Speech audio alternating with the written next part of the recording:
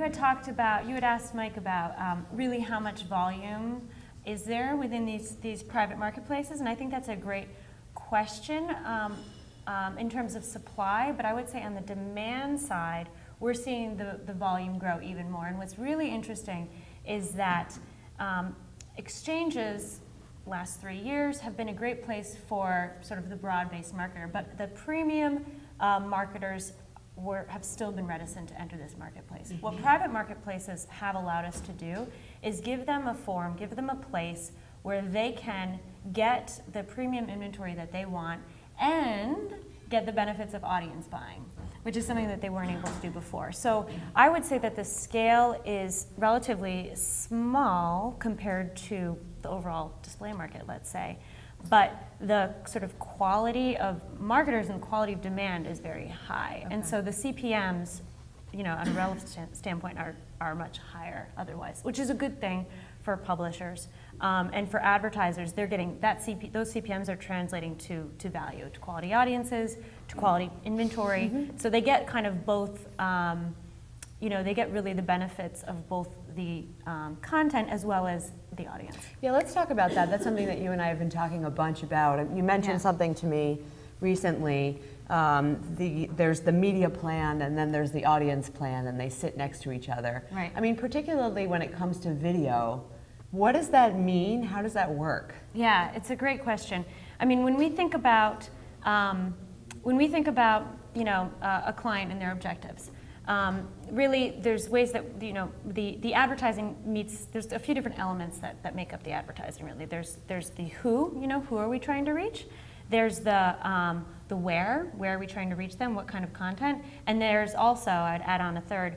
There's the what are we trying to say? Okay. What's the creative? Okay, but creative, within the media buying world, that's not something that we can always change. Although with programmatic, we are able to change up the creative messages. But I'll leave that aside, just for the sake of simplicity, and just talk about content, the who and the where. Mm-hmm. Now, I think both are really important. And in the early days of audience buying, we could really only define audience.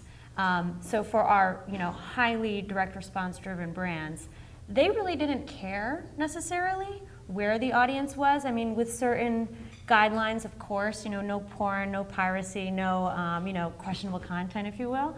But if it was the right person, they wanted to be in front of them. If that person's going to buy their product, they know they're a loyal customer and they want to just tip them over to buy another one.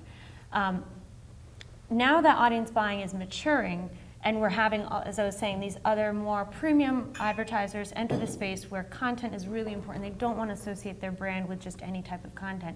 We have, through a lot of different ways, been able to put sort of guardrails on audience buying, using the best way is really to use a white list, and that's the broadest. So we define a set of sites that we all agree are safe, and run there. Private marketplaces allows us to do that even more. Sure. It's an even safer. So whereas you might have a white list of 10,000 for sort of an exchange-based buy, with private marketplaces we show a list of 10 or 20 marketers. Okay. Or we'll even work with different industry verticals, and this is something that we'll be launching this year at Xaxis, is private marketplaces that are based on a channel. Okay. So the health private marketplace, or the automotive private marketplace, and this allows I can't really name client names, but clients that have really walked around very carefully the subject, this gives them a playground to play in. It's funny, it's kind of old school. It's like the 1999 double-click model, of selling channels, but it's coming from inside the agency. You're basically pre-packaging content. Exactly. That's interesting.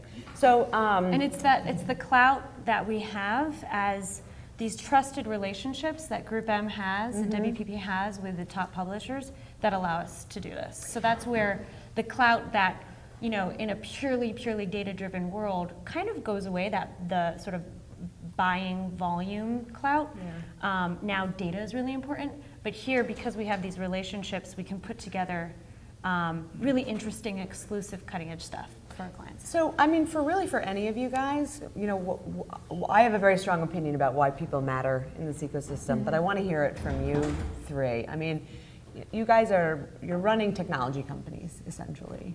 And frankly, you know, you're a technology, you're a service-driven business, but you're underpinned by proprietary technology, specifically in your case. I mean, what do you say when a client says, well, why do I have to pay for people?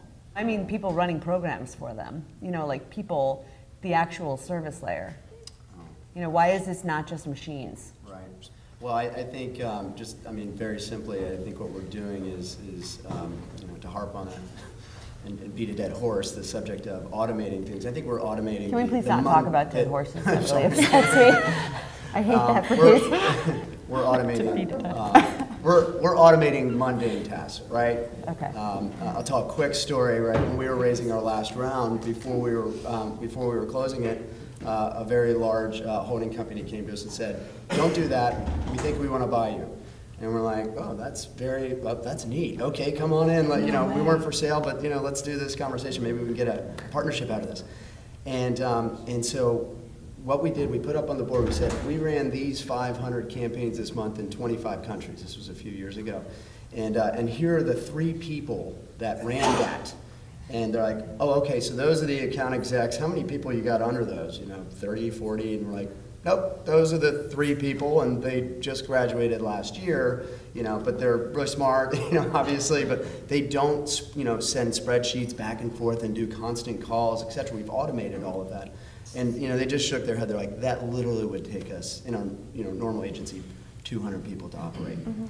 So I think it's really about you take you automate those mundane tasks and then have the people focus on really strategic tasks. We should talk about why that's scary for agencies and why that's also good for agencies. Well, Sorry, Tom, go ahead. I was just going to kind of add on that. I think there's 2 points. One, it takes out some of the mundane work and makes things more efficient. But buying and selling media is still about relationships, right? And so it frees people up to be able to focus more on those relationships, right? And it also frees up people to focus on insights, analytics, and those types of pieces, right? So you free people up from, call it the blocking and tackling of buying and selling media, and allow them to spend their time on the more value-add elements. Yeah, I mean, I'm sorry, I'm going to interrupt because I want to ask you a very direct question.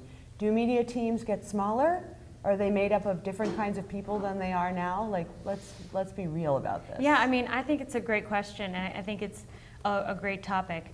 If audience buying is not paying for itself, we shouldn't be doing it, right? So, and that's something we take very seriously at Xaxis, is this should not be more expensive. You should be getting, you know, dear marketer, you should be getting, you should be getting more value from your media, i.e. making more money off of it. Each dollar is going to give you a higher ROI, or it should just be, you know, plain cheaper, because you're getting, you know, essentially what we're doing is we're taking inventory and adding on an audience and making that inventory more valuable. So it should, you know, essentially the price that you're paying is lower than you would otherwise in like a direct buy, let's say. So we at Xaxis, we don't add on, you know, even an additional, you know, fee. It's all basically we put our money where our mouth is. Yeah, but the people that are running the programs are not the same kind of people that are buying traditional media. It's just different. Yeah, and I think that you're seeing the face of the agencies change also. You have more, they're hiring more mathletes, as we were talking about yesterday. Go mathletes. And instead of faxing, you know, insertion orders, the people that they're hiring are running data models. They're thinking about strategy. They're thinking about how, you know, learning is so important in this new world. Taking large data sets and figuring out what's working, what's not working, and testing and learning. And that's a huge part of what we do, is figuring out, okay, you're a brand marketer, you're not really sure if audience buying is going to work for you. How can we prove it out? You know, and then, you know, putting together a test and learn roadmap where we can work together. So are the teams getting smaller?